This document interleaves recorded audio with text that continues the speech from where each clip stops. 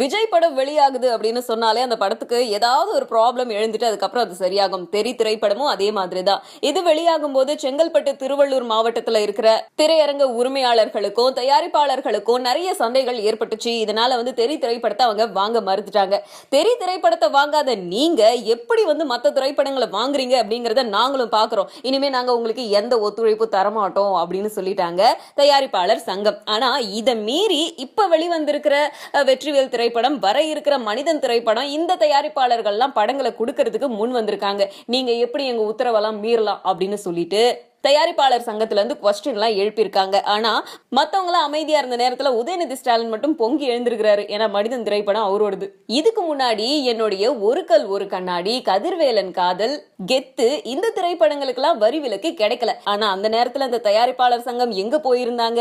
எனக்கு ஆதரவா யாரும் நிக்கலையே, அப்படி இருக்கும்போது நான் மட்டும் ஏன் உங்க உத்தரவெல்லாம் ஏற்கணும் அப்படின்னு சொல்லி தன்னுடைய திரைப்படத்தை கொடுக்க போறதாக அவரு சொல்லி இருக்கிறாரு. என்னடா இது சாதாரணமா ஆரம்பிச்ச விஷயம் இப்ப சூடு பிடிக்க ஆரம்பிச்சிருக்கே அப்படின்னு எல்லாரும் ரொம்ப ஆவலா எதிர்பார்த்துட்டு இருக்காங்க.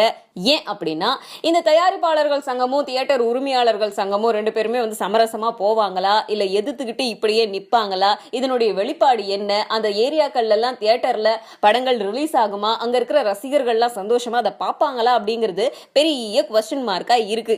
இதுக்கு நடுவுல உதயநிதி ஸ்டாலின் என்னுடைய மனிதன் திரைப்படம் வெளியாக போகுது, இதுக்கு திரும்பவும் நீங்க வரி விலக்கு கொடுக்கல நான் கேஸ் போடுவேன் அப்படின்னு சொல்லி இருக்கிறாரு. முதன் முறையா நீண்ட டயலாக் எல்லாம் பேசி நான் நடிச்சிருக்கிறேன், அது எவ்வளவு நல்லா வந்திருக்குது தெரியுமா, அதனால இதுல எந்த பிரச்சனையும் இருக்கக்கூடாது அப்படிங்கிற மாதிரி சொல்லியிருக்காரு. சோ பார்க்கலாம் இந்த திரைப்படத்துடைய வெளிப்பாடு என்ன, எல்லாமே சமரசமா முடியுதா இல்லையா அப்படிங்கறத.